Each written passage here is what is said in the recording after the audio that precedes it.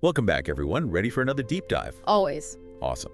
Today, we're tackling a pretty hot topic in India right now. It's one nation, one election. Definitely a lot of buzz around that lately. Yeah, for sure. So we've got a whole bunch of stuff to go through. News articles, some political analysis, even some global comparisons, just to get the full picture. But before we dive into all that, I think it's pretty fascinating that India, well, they actually used to hold elections, simultaneous elections for both the parliament and the states. It's true. Went on for quite a while, too. Yeah, I mean, it was like all the way back from independence in 1947 until 1967. Crazy to think about that. Yeah, imagine, voters in 1967 going to the polls, and they're electing not only, the members of parliament, their MPs, but also their state representatives. Wow, all at once. All in one go. It's we're talking a huge number of seats here, like 520 Lok Sabha seats, and get this, over 500 assembly constituencies. That's a lot of decisions to make on one ballot. So, okay, help me out here. Break it down for us. What exactly does this one nation, one election thing actually mean? And why is it, suddenly back in the headlines? Yeah, so basically one nation, one election just means holding elections for the Lok Sabha, India's parliament and all of the state assemblies at the same time. And the reason everyone's talking about it again is, well, India's cabinet just gave the thumbs up to some bills that could make this actually happen, potentially a big change for, the world's largest democracy and how it votes. Okay, yeah, that makes sense. But if India was already doing this, for 2 decades after independence, why'd they stop in the first place? What happened? Things got a little complicated politically speaking. You see, after 1967, coalition politics, they started to, they kind of took off in India. And this, unfortunately, led to some less stable governments, more frequent collapses, midterm elections, all that. Trying to keep everything synced up it just got to be too much. It's too much political drama for simultaneous elections to survive, huh? Pretty much. It's hard to schedule things when governments keep falling apart. Right, totally. Yeah. So I'm thinking, if India is considering, bringing this whole simultaneous election thing back, are there any other countries out there that have done this successfully? I mean, are there any examples India could learn from?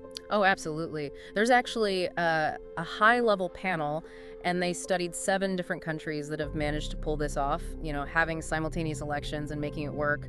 And honestly, some of these models they came up with are pretty fascinating. Okay, now you've got me intrigued. Spill the beans. What'd they find? Well, let's take South Africa, for example. They figured out a way to combine their national and provincial elections, but they still keep their municipal elections separate. Kind of interesting, right? Huh. That is interesting. It's like they're picking and choosing which elections to sync up. So what's the logic behind that, do you think? That's a good question. I'm not entirely sure, to be honest, but it probably has something to do with the specific dynamics of their political system. Maybe they feel like keeping the local elections separate helps to, preserve a certain level of local autonomy or something. Yeah, that makes sense. It's like a way to balance things out. Yeah. So what other interesting models did they uncover? Well, there's Sweden, for example. They do things a bit differently. They use what's called proportional representation. So basically, the number of seats a party gets in parliament is directly linked to, the percentage of votes they get. Pretty straightforward. So it's not just a winner-take-all system, then? Exactly. It's more about reflecting the overall will of the people, making sure that even smaller parties have a voice. Okay, so we've got South Africa keeping some elections separate, and Sweden using this proportional representation thing. What other cool examples did they find? 2 more I thought were particularly interesting. Germany and Indonesia. Now, Germany, they have this kind of unique system. It's called a constructive vote of no confidence. Basically, it means that Parliament can only remove a leader if they can all agree on a replacement at the same time. It's really interesting. Wow, that's wild. So it's like they're super focused on stability. They don't want to risk having a power vacuum. Exactly. It's all about making sure there's always a clear plan in place. Makes sense. Now, what about Indonesia? Why did they stand out? Well, what's really interesting about Indonesia is that they only switched to simultaneous elections pretty recently, like in 2019. Oh, wow. And didn't they just have their second one, just a few months ago in February of 2024? They did. It was a huge deal. I mean, we're talking about the world's largest single-day election. Millions and millions of people voting all at once. That's incredible. So I guess, being so recent, there must be a lot that India could learn from Indonesia's experience. Oh, definitely. Especially when it comes to the practical side of things, the logistics, how they manage to pull it off on such a massive scale. Yeah, that's a good point. Okay, so let's bring it back to India. I think a lot of people are probably wondering, how would this actually work in practice? Like, would it mean, like, cutting everyone's terms short, causing a whole bunch of chaos? And that's a good question. I mean, that's definitely one of the big concerns people have. But the proposed roadmap seems to be aimed at minimizing the disruption as much as possible. So basically, there would be two phases. Okay, two phases. I'm listening. Right. So first, you'd have simultaneous elections for the Lok Sabha, the parliament and all the state assemblies. And then, get this, within 100 days, you'd have synchronized elections for all the local bodies as well. So it's like a two-step process to get everyone on the same page, learn-wise. All right. Yeah, that makes sense. But wouldn't all of this require, like, some pretty major changes to the Constitution? Oh, absolutely. Constitutional amendments would definitely be needed. But here's an interesting thing. The requirement for, getting approval from the states, ratification, it only applies to the local body elections part of the plan. So, like, the part about syncing up the Lok Sabha and the state assembly elections, that could theoretically be done without needing the states to sign off on it. Oh, really? So there's a bit of a loophole there, huh? You could say that. It's definitely an interesting legal nuance. So, okay, let's play this out. Let's say this whole thing actually goes through. What happens to the states that just had elections, like Karnataka, Telangana, Rajasthan? Would they have to cut their terms short? Well, that's where things get a bit tricky. See, the way the system is designed is that it basically syncs all future elections to a fixed schedule. So, like, if a government collapses before its term is up, they'd hold new elections, sure, but whoever wins would only serve out the rest of the original term. They wouldn't get a full new term. Oh, interesting. So like a placeholder government almost. Oh, exactly. So for those states you mentioned, Karnataka, Telangana, Rajasthan, since they just had elections, their governments would likely be able to stay in power for their full 5-year terms. But, states that have elections coming up, say in 2028, they might end up having to adjust their schedules a bit to line up with the national polls in 2029. So some states get to stay the course, while others might have to shuffle things around a bit. Got it. Man, this is complicated stuff. I think we need to, break this down a bit more for our listeners. Let's talk about the main arguments, the pros and cons, for this whole one nation, one election thing. All right, sounds good. Let's start with the pro side, the arguments in favor of this idea. One of the biggest ones is cost savings. Proponents argue that, by holding all the elections at once, India could save a ton of money. Yeah, I mean, think about it. All the expenses associated with running separate elections, the campaigns, security, logistics, all that jazz, that adds up. Exactly. And it's not just about the money either. Proponents also argue that having fewer elections would mean fewer disruptions to everything. Governance, development, you name it. You wouldn't have this constant, model code of conduct hanging over everyone's heads. Ah, the model code of conduct. The bane of every politician's existence. Pretty much. So fewer elections would mean less time spent in campaign mode, more time focused on governing. Okay, I'm seeing the appeal here. What else do the proponents like about this idea? Well, they also believe that holding simultaneous elections would encourage a greater focus on, national issues. They think it would promote more unity, less of that divisive local politics that tends to crop up during state elections. Interesting. So it's like a potential win for national cohesion then. Potentially, yeah. But of course, like with any big change, there are also concerns, and some of them are pretty serious. Okay, yeah, let's talk about those. What are some of the arguments against this one nation, one election thing? One of the biggest worries is that regional issues might end up getting, overshadowed. Critics argue that national campaigns, with their bigger budgets and wider reach, could drown out important local debates. Yeah, I can see how that could happen. I mean, India is such a huge and diverse country. Local issues can vary wildly from one place to another. Exactly.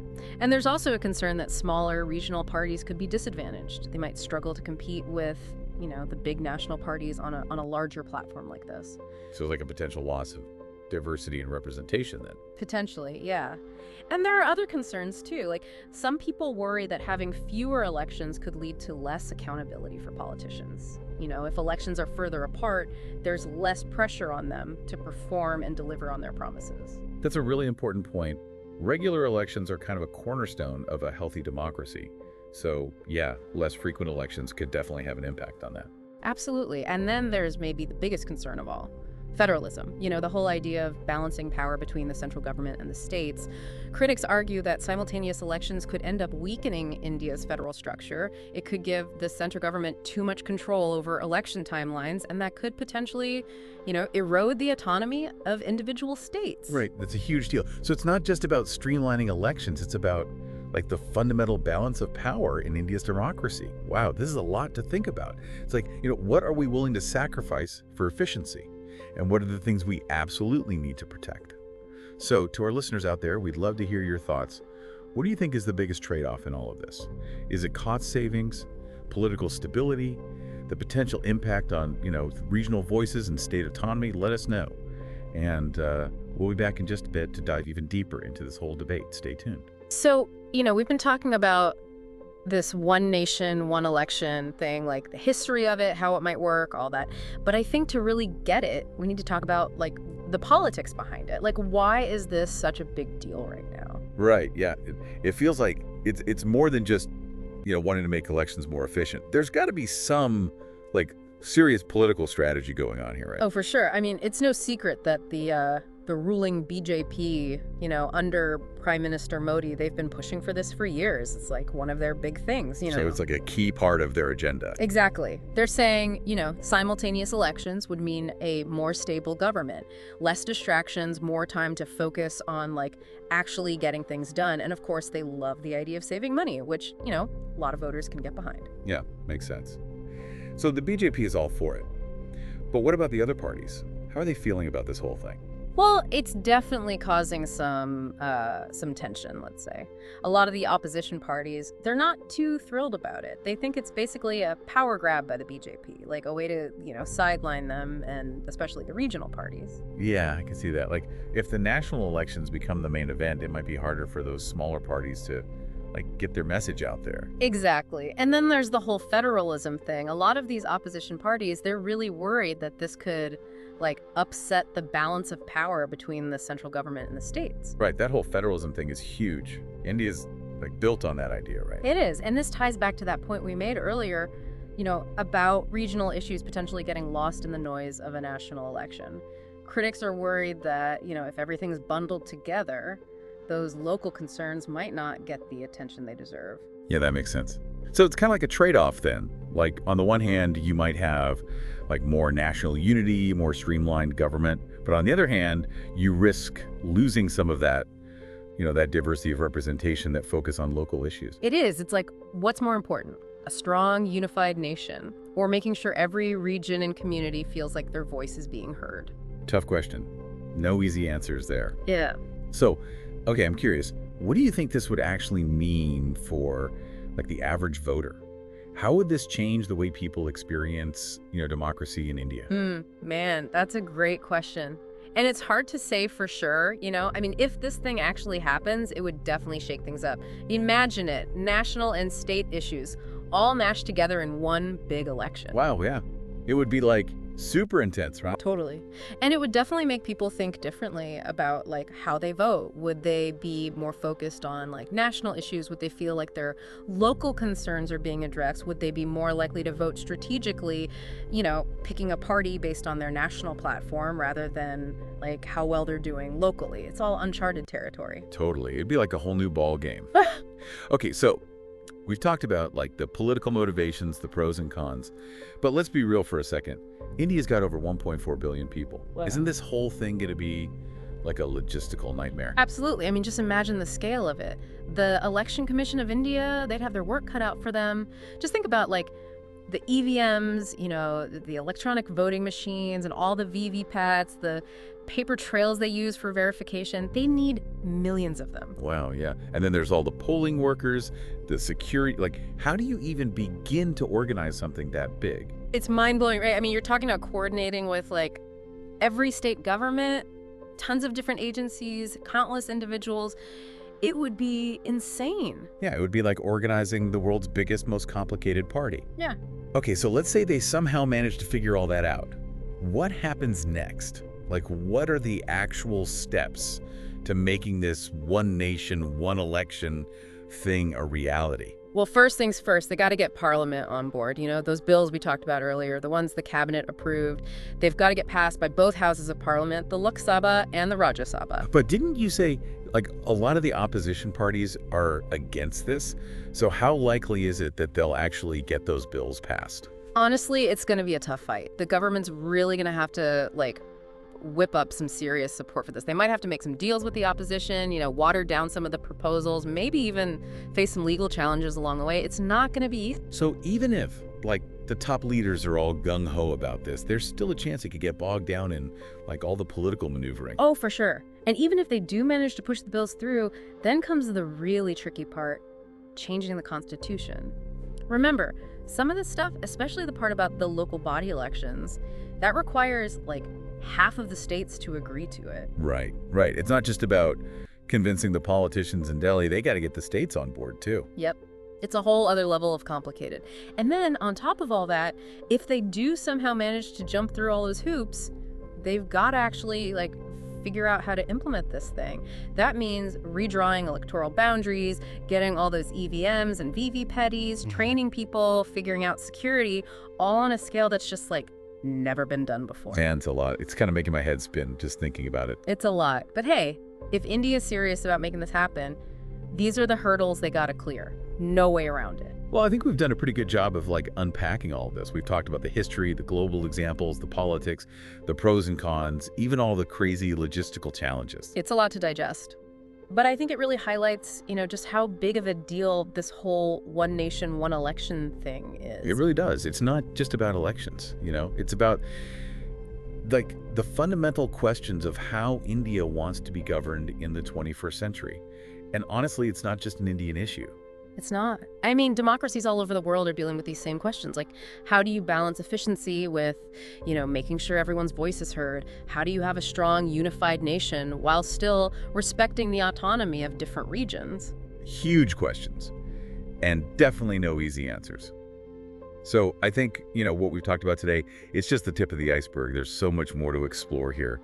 So why don't we take a quick break, and when we come back, we'll dive even deeper into some of the bigger implications of this whole debate. It's crazy, right? We spent all this time talking about one nation, one election, and I feel like we've only just, you know, dipped our toes in the water. Yeah.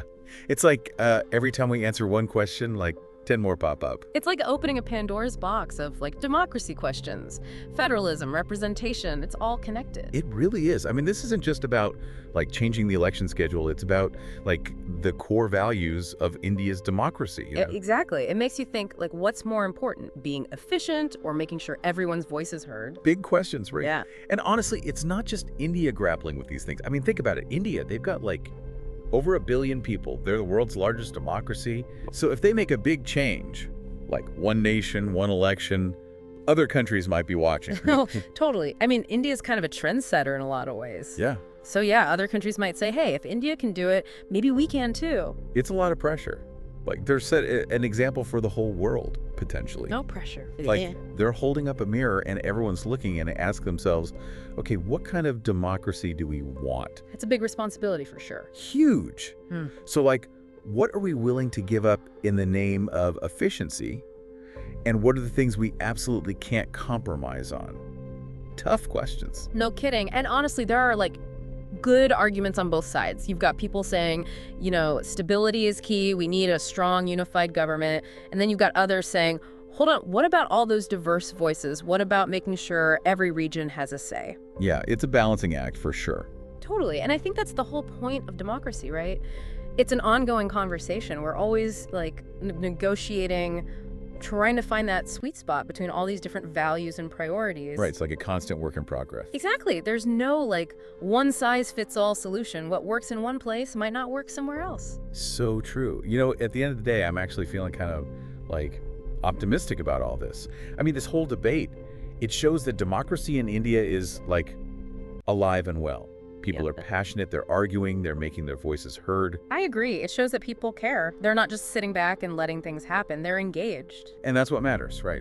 Totally. I mean, that's kind of the whole point of democracy, right?